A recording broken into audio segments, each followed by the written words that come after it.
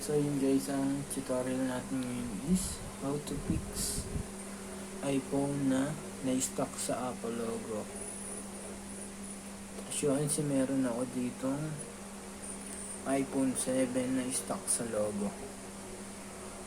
Una yung gagawin is dapat meron na kayong iTunes sa PC nyo. Ayan siya guys, iTunes.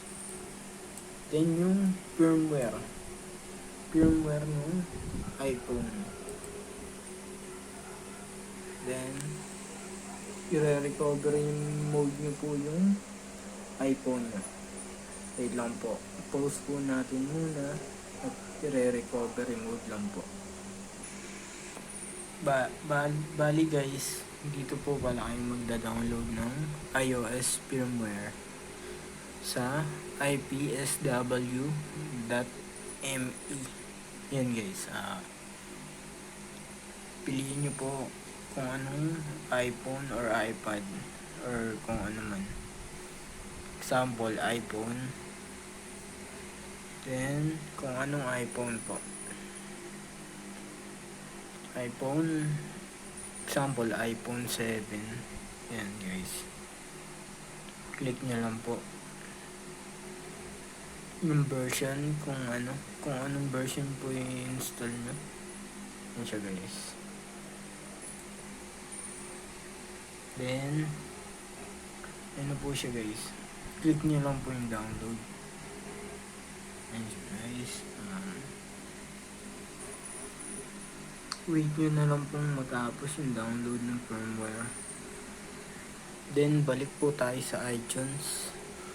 Pag nasa recovery mode na po yung iPhone nyo, may lalabas po na dialog box na iTunes has detected an iPhone in recovery mode. You must restore this iPhone before it can be used with iTunes. Click OK. Then guys, i-restore nyo lang po siya guys.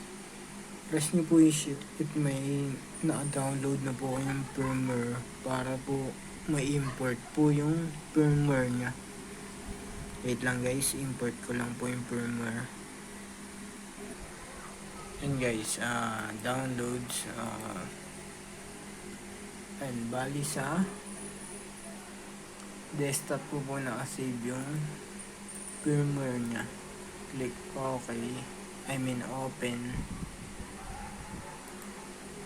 Yan, restore nyo lang po. And extracting software.